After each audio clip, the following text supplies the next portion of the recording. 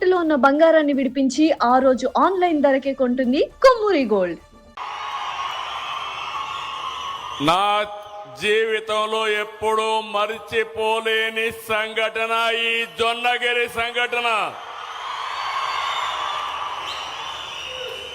దేశంలోనే అతిపెద్ద ప్రైవేట్ రంగం గోల్డ్ మైనింగ్ ప్రాజెక్టు ప్రారంభించుకోవడం శుభ పరిణామం.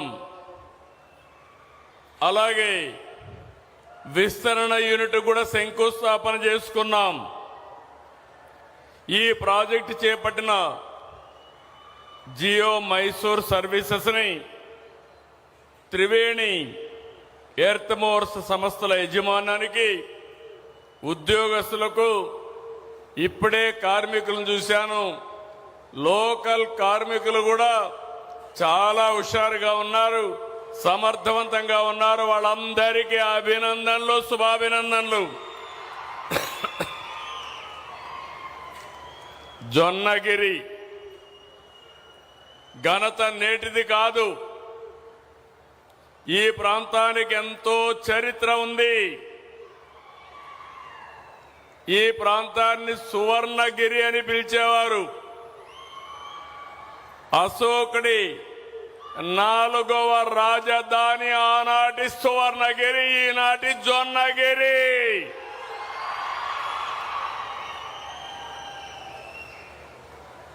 వందల సంవత్సరాల క్రితమే ఈ ప్రాంతం బంగారు రత్నాలతో నిండింది.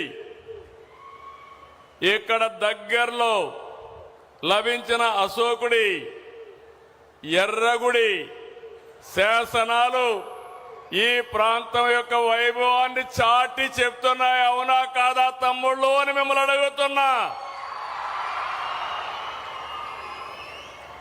రాయలసీమ అంటేనే రతనాల సీమ. శ్రీకృష్ణదేవరాయల కాలంలో సీమలో రతనాలు రాసులుగా పోసి అమ్మేవారు. ప్రపంచానికి కోహినూర్ డైమండ్ కూడా అందించింది మన రాష్ట్రం నుంచే. మీరందరూ గుర్తుపెట్టుకోవాలి.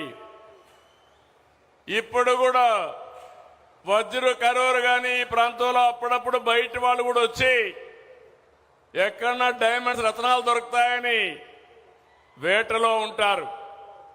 అంటే అది మన చరిత్ర. కాలక్రమేణా రాయలసీమ ఎడారిగా మారే పరిస్థితులు వచ్చాయి. ఈరోజు గర్వంగా చెప్పగలుగుతున్నాను, సాగునీటి ప్రాజెక్టులను పూర్తి చేసి రాయలసీమను కాపాడాలనే ఆలోచన వచ్చిన ఏకైక వ్యక్తి నందమూరి తారక రామారావు గారు.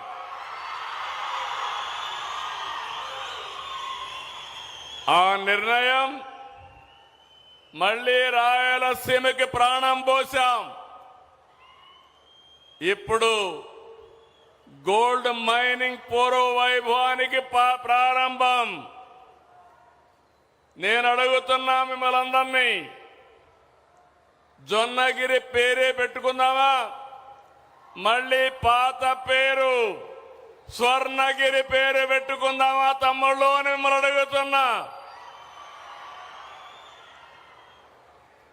నాకు అప్పుడప్పుడు దూరదృష్టితో కొన్ని ఆలోచిస్తాం. దాన్నే ఓసారి ఇంట్యూషన్ అంటారు.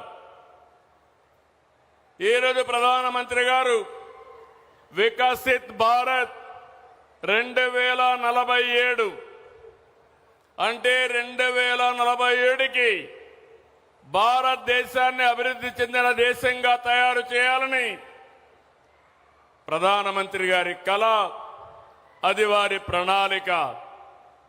నేను ఆలోచించేది, వికసిత్ భారత్లో భాగంగా ఆంధ్రప్రదేశ్ని 2047కి స్వర్ణ ఆంధ్రప్రదేశ్గా తయారు చేయాలనేది నా యొక్క ఆలోచన.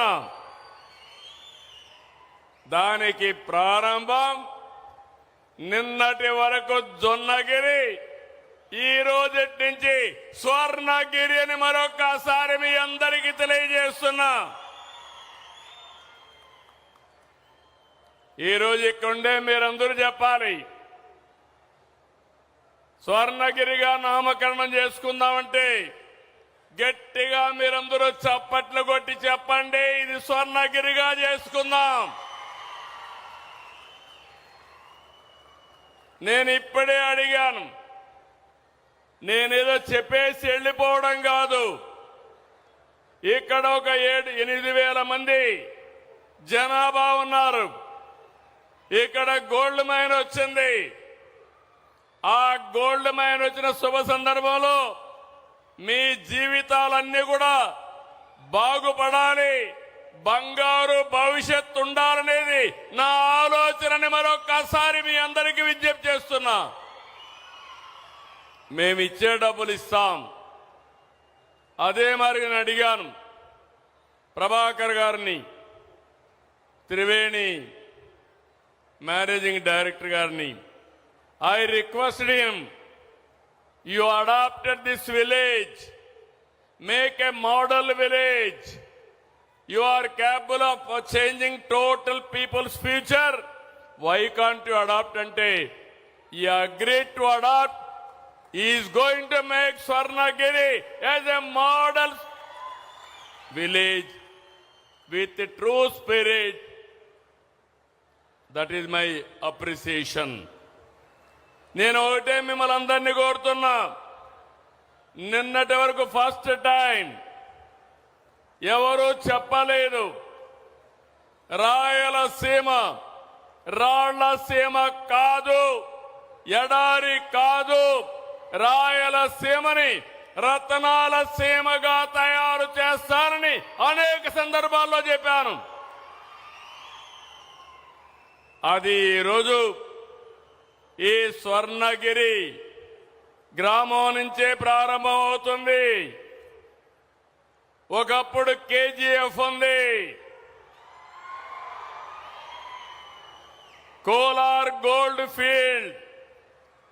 ఇప్పుడు దేశమంతా మాట్లాడబోయేది స్వర్ణగిరి గోల్డ్ ఫీల్డ్. దేశంలో బంగారు ఎక్కడ ఉత్పత్తి అవుతుందంటే మన స్వర్ణగిరి నుంచే. అదే విషయం మనందరం గుర్తుపెట్టుకోవాలి. ఈరోజు దేశం అంతా కూడా 80,800 టన్నులు బంగారు దిగుమతి చేసుకుంటున్నారు. చమురు తర్వాత దేశం అత్యధికంగా దిగుమతి చేసుకునే విదేశీ మారక ద్రవ్యాన్ని ఖర్చు పెట్టే ఏకైక దిగుమతి బంగారం. భారతదేశం ఎప్పుడు కూడా బంగారం పైన మమకారం. ప్రతి ఒక్కరు కూడా కాస్తో కూస్తో బంగారుంటే దానివల్ల చాలా భరోసాగా ఒక ఇంటికి గౌరవంగా ఆలోచిస్తాం. అయితే ఈరోజు మన దగ్గర కనీసం సంవత్సరానికి 1 టన్ను ఉత్పత్తి అవుతుంది. ఇప్పటికి 400 కేజీలతో బంగారం ఉత్పత్తి ప్రారంభమైంది. ఇది 1000 కిలోలకు వెళ్తుంది. ఇప్పుడే నేను మాట్లాడాను, ఇక్కడ మనం ప్రారంభించిన 2వ యూనిట్తో కలిపి 50 మెట్రిక్ టన్నులు బంగారాన్ని మన ప్రాంతం నుంచే ఉత్పత్తి చేయబోతున్నాం. ఇది ఒక చరిత్రని మీ అందరికీ విజ్ఞప్తి చేస్తున్నా.